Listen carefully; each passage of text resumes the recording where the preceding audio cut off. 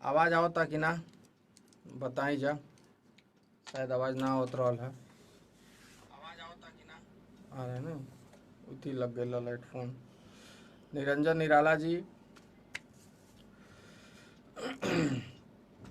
राज वर्मा जी जुड़ गए हैं।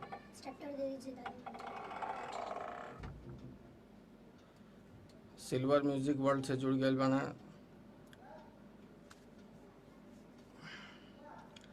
आप सब एक एक शेयर जरूर लगा दें, एक एक शेयर जरूर लगाएं। आप सब भोजपुरी समाज के हम म्यूजिक डायरेक्टर मुन्ना मिश्रा आशीर्वाद के कामना बा। मैटर बहुत सीरियस बा, भोजपुरी खातिर बा, अपने संस्कृति के खातिर बा।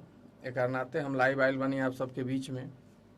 एक एक शेयर जरूर आप सब लगा दें, फिर मैटर के हमन के अपन बात कल जाए आप सब से।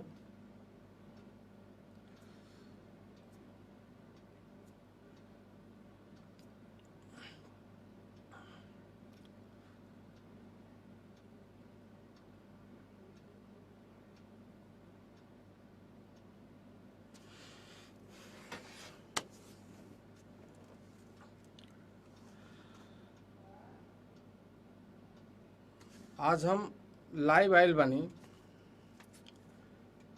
बहुत ही अच्छा सिंगर, सुरीला सिंगर नीलकमल सिंह। बहुत अच्छा गावेलन,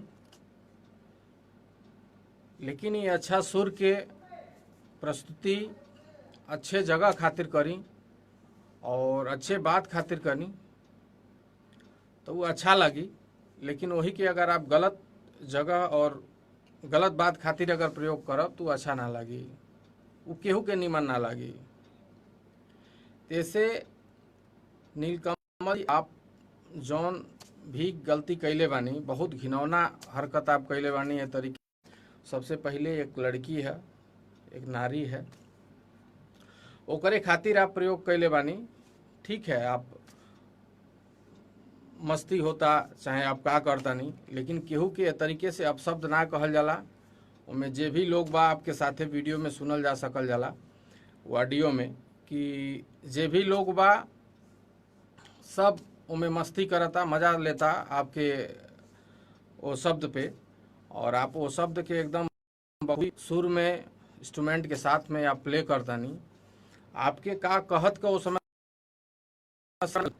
और आप एक लड़की खातिर, अक्षरा सिंह एक कलाकार है, नामी कलाकार है, सब जानता उनके। आपका भी एक नाम हो गई बा, आप भी वो मार्केट में पहुंच गए बानी, आपका भी एक रेस में नाम बा। लेकिन आप इस शब्द के प्रयोग करत के न तो केहू आपके रोकता। आपका टीम, आपके ग्रुप कैसन बा, आपके साथे रहे वाला लोग कैसन बा, जे आपके और प्रोत्साहित करता। और आप कौना नशा में बानी कि वो चीज़ के एकदम बार बार आप खुलेआम कहतानी और लड़की के इंडिकेट करके, नाम ले करके ये तरीके से आप कहतानी, जबकि ये बात से पूरा बहुत शर्मसार बा। हम द भोजपुरी आर्टिस्ट यूनियन के तरफ से और हमारे MM स्टूडियो परिवार के तरफ से आपके खातिर हम घोर निंदा करतानी। और चाहतानी गलती कर दिहनी, गलती तो हो गई, एकरा खातिर कोनो माफ़ी भी ना बनेला। लेकिन फिर भी आपके फेसबुक पे चाहे कोनो भी माध्यम से, आपके यूट्यूब पे चाहे कोनो भी तरीके से लाइव आ करके और अक्षरा सिंह से और पूरे भोजपुरी इंडस्ट्री से, भोजपुरी बोली बोले वाला लोग से आपसे माफ़ी आपके मांगे के चाहिए। और आप आ करके एक माफ़ी मांगी, नहीं तो आपके विरोध जरूर होई, हर जगह होई, सब लोग करी विरोध। ऐसे नीलकमल सिंह आप आ करके आप माफ़ी मांगी अक्षरा सिंह से और टोटल भोजपुरी जे भी बोले वाला बा सबसे। चूँकि भोजपुरी के आप आहत कैले बानी, भोजपुरी भाषा में आप बोल ले बानी, आप भोजपुरी के कलाकार बानी। और एगो भोजपुरी कलाकार के खातिर, भोजपुरी महिला के खातिर या कोनो भी महिला के खातिर आप ऐसा शब्द के प्रयोग केहू ना कर सकेला जौन शब्द आप प्रयोग कैले बानी। न ये शब्द के हमनी के दोहरा सकीले, न कहीं कहल जा सकल जाला कि आप का कहले बानी। और इ ऑडियो के भी जे भी आपके साथे रहल बा, एक ऑडियो के वायरल कैले बा, ओकर मानसिकता का बा। आप सोच सकतानी कि आपसे गलती भइल बा, लेकिन आपके साथे रहे वाला लोग भी आपके पर्दाफाश कैले बा और आपके एकदम पूरा बदनाम कैले के कोशिश कैले बा और बदनाम कैले बा। और आप खुद ये शब्द के अगर बोलले ना रहती तो ये शब्द होत ना, आगे बढ़त ना। ये बात तो आप खुद एक तो गलत बोलले बानी, दूसरे आपके साथ रहे वाला लोग बा एक वायरल करके और गलत कैले बा। और वायरल कैले बा तो आपके सोच के भी लोगन के सामने आ गए कि आप सोच कैसन रखीले, आपका सोच का बा, कौना तरीके से आप सोचीले एक लड़की के विषय में, चाहे एक महिला के बारे में, एक कलाकार के बारे में, अदाकारा के बारे में आप का सोचीले, का कहिले। आपके भी वो साथी रहल वाली, आप भी उनके जाना तानी। और आप इतना गंदा तरीके से शब्द के प्रयोग करके आप ए तरीके से गीत गावतानी भोजपुरी के लयबद्ध करके। आप इतना अच्छा कलाकार बानी, आपके संगीत के जानकारी बा, सब कुछ बा, तो संगीत में ए तरीके का भाषा यूज होला। आपसी बात के आप ए तरीके से करतानी बैठ के, और आपके ग्रुप, आपके टीम सब में दोषी बा। जितना लोग ओइजा साथे बा, हंस के मजा लेता, ऑडियो में सुनल जा सकल जाला, इतना हंस हंस के लोग मजा लेता। और आप ओके खूब खुश होके गावतानी, के खुश कर चाहतानी। चार जनी के चेहरा पे गंदा बात बोल करके अगर आप हंसी ला देव तो ओके का कहल जाई कि आप बहुत नीमन काम करतानी। और हम बड़े विनम्रता से कहल चाहतानी, यह बात के ऊपर पवन सिंह के भी आके कुछ बोले के चाहिए और पवन सिंह जी के नीलकमल के फटकार लगावे के चाहिए। चूंकि के नाम ले करके आप शब्द के कहले बानी, तो पवन सिंह जी के आके खुद नीलकमल के बोले चाहिए, पर उनके जरूर प्रतिक्रिया देवे के चाहिए कि हमार नाम लेके तू काहे तरीके से कैला है। इतना गंदा तरीके के गलत शब्द का प्रयोग एक लड़की के खातिर कबो ना करे के चाहिए, केहू के ना करे के चाहिए। आपसे लाख दुश्मनी होखे का बा का नहीं बा, लेकिन आप ए तरीके से एक महिला खातिर आपके कोनो शब्द के प्रयोग ना करे के चाहिए और केहू खातिर भी ना करे के चाहिए। और आप इतना मस्ती में, इतना खुश होके ये बात के बोला तानी, हंसा तानी, गावा तानी और लोग मजा लेता।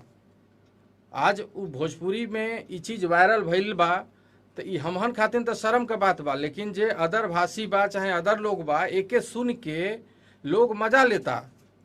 और भोजपुरी कहाँ जाई, कौना स्तर पर जाई, कहाँ लेके जाई बा आप लोग, ये ऐसे अनुमान लगावल जा सकल जाला कि भोजपुरी के आप लोग कहाँ लेके जाए चाहता नहीं। स्तर का बा, गीत गवनई तो केहू गंदा गावता, अच्छा गावता, उ जौन चलता तो चलता बा, एकर मार झेलता बा भोजपुरी वाला। भोजपुरी भाषी लोग एकर मार झेलता। जे अच्छा कलाकार बा ओके ना अच्छा लगेला, जे बुरा बा ओके बहुत अच्छा लागता। तो ये भोजपुरी वाला तो ऑलरेडी एकर मार झेलता गंदगी के, लेकिन ओकर बाद से ये तरीके के माफ़ी चाहता नहीं, हम सबका नाम नहीं ले पावत। मैटर ऐसा बा कि नाम का लिहल जा। सूरज मिश्रा जी जुड़ गए बानी, जितेंद्र जी जुड़ गए बानी, बहुत सारा लोग जुड़ल बा, तो आप सबका हम नाम ना ले पाए। विकास जी जुड़ गए बानी, नीलम सागर जी जुड़ल बानी। आप सब एक एक शेयर जरूर लगा दें। आप सबका नाम तो हम नहीं ले पावत। ई मैटर ऐसा बा कि मैं नाम नहीं लेवे के, ढेर नाम ले बात ना कह पाए। आप सब से हमारा आग्रह बा, आप सब से हमारा निहोरा बा कि जरूर एक एक बार शेयर करी और नीलकमल सिंह के विरोध आप लोग करी और सब लोग मिल के विरोध करी, ताकि नीलकमल सिंह आके माफ़ी मांगे अक्षरा सिंह से, सब भोजपुरी बोले वाला लोगन से माफ़ी मांगे कि ये चीज़ कहाँ ये शब्द कहना है। इतना गंदा शब्द कोनो नारी खातिर, कोनो लड़की खातिर ए तरीके से उनके प्रयोग ना करे के चाहिए। इतना गंदा शब्द हमन के आपस में ना ले सकीले, शब्द के उपयोग कैले बाड़ा। तो नीलकमल सिंह आपके जे भी सपोर्टर बा, जे भी आपके साथे रहे वाला बा, वो सब से हम कहता नहीं कि जे भी आपके सपोर्ट करेला, जे भी भोजपुरी के अच्छा स्तर पे लेके जाता।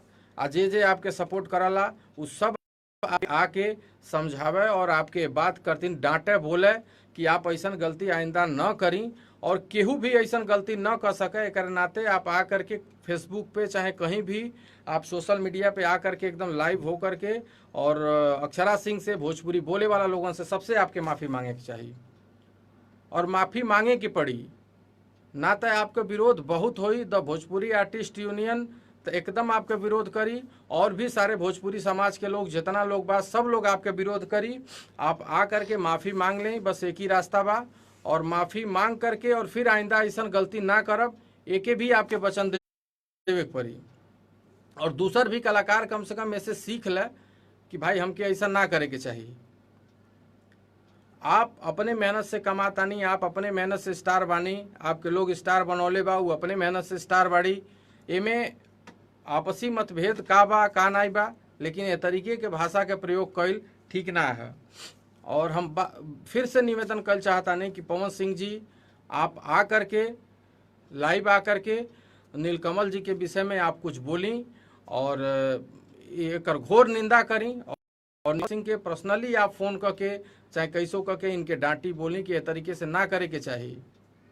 और सबसे बड़े कितना बेशरम उ लोग बा कि जे आपके साथे बा। अगर हम गलती करत आनी तो कम से कम हमारे अगल बगल के रहे वाला बॉडी जे हमारे साथे बा, जे हमारे साथे रहला, कम से कम ओहू के तो सोचे के चाहिए कि हम गलत करत आनी तो हमके कुछ बोले कि ऐसा ना करे के चाहिए। और ना तो साथे बानी और ओकर मजा लेता नहीं, ओकर बाद ओकर ऑडियो रिकॉर्ड करके हम ओके वायरल कर देता नहीं। तो आप नीलकमल जी आप इहो सोच लें कि आपके साथे रहे वाला लोग कितना अच्छा बा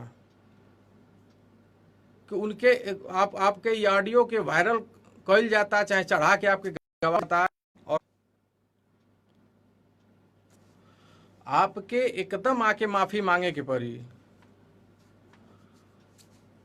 सूरज गोरखपुरी जी का लिखता नहीं, नीलकमल सिंह से बड़ा दोषी वो आस्तीन के सांप है जो करे साथ रह करके भी इतना घिनौना काम किए, इस गंदे ऑडियो को वायरल किए। बिल्कुल बहुत बहुत बड़ा दोषी उ भी बा, लेकिन नीलकमल दोषी नहीं कहल जा सकल जाला। काहे कि नीलकमल ही दोषी बाना जो नीलकमल सिंह ए तरीके के भाषा के प्रयोग कैले, इस तरीके के शब्द के प्रयोग करके गाना गावताना उ, तब सोच लें कितना बड़ा दोषी बाना है। अच्छा वो तो दोषी बटले बा, लेकिन ओकरे दोषी भइले से इहो बा कि कम से कम उनकर सच्चाई तो बाहर आयल कि आप सोचत का बानी केहू के विषय में, जबकि उसकी भी गलती है, उसको नहीं करना चाहिए वायरल। और ये जौन कैले बाना थी इनके घिनौना काम तो भइले बा। ऐसे आप आ करके एकदम माफ़ी मांगी, इनमें कोनो लाग लपेट नहीं। आप गलती कैले बानी एक आके माफ़ी मांगी। आप अपने किए पर हो सकला कि आप पछतात भी होखें कि आप रात के समय में चाहे कौने स्थिति में आप ये बात कहली हैं, भइले के बाद आपके पछतावा भी होत होखे, लेकिन वो पछतावा भइले से कुछ ना बा। जब तक आप सामने आके माफ़ी ना मांगब तो ये समाज आपके कभी माफ़ ना करी। नीलकमल सिंह आपके अक्षरा सिंह से और ये समाज से आके माफ़ी मांगे के पड़ी।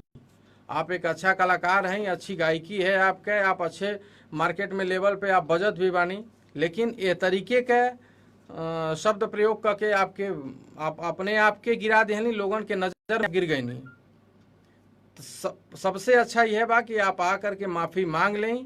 हो सकेला अक्षरा सिंह आपके तो आपके माफ़ी मांगे के ही आके। और हम आप सब से भोजपुरिया समाज से यह कहल चाहब कि आप सब इनकर विरोध करी। जबले नीलकमल सिंह आके माफ़ी न मांगे तबले इनके विरोध करे के बा। पूरा भोजपुरी समाज इनकर विरोध करे, इनकर बहिष्कार करे। नीलकमल सिंह आप आ करके माफ़ी मांगिए और अक्षरा सिंह से माफ़ी मांगिए, पूरे भोजपुरी समाज से माफ़ी मांगिए, तब हो सकता है आपको माफ़ किया जाए। और अक्षरा सिंह एक महिला है, कम से कम एकर ख्याल आपके करे के चाहत रहल है। एक महिला के खातिर आप इस तरीके से बात करतानी कि जो बहुत ही शर्मसार बा।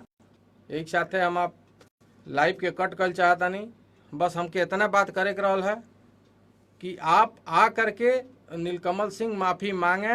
इस तरीके से आप लोग फेसबुक पे हर जगह से सोशल मीडिया से आप लोग वायरल करी, ये हमारे ऑडियो के वायरल करी, एक लाइव के पूरा एकदम शेयर कर डाली कि सबके खबर मिल जा। अपने अपने माध्यम से बोल करके, चाहे कैसे भी करके, चाहे पोस्ट करके आप लोग नीलकमल का विरोध करिए कि नीलकमल आकर के माफ़ी मांगे और आइंदा ऐसा गलती कोनो कलाकार फिर न करे। बहुत बड़ी गलती ना है, और आए दिन कुछ न कुछ भोजपुरी में कुछ न कुछ ए तरीके से होत रहता। केहू के कुछ का के कहता, केहू के कुछ केहू आके कह देता।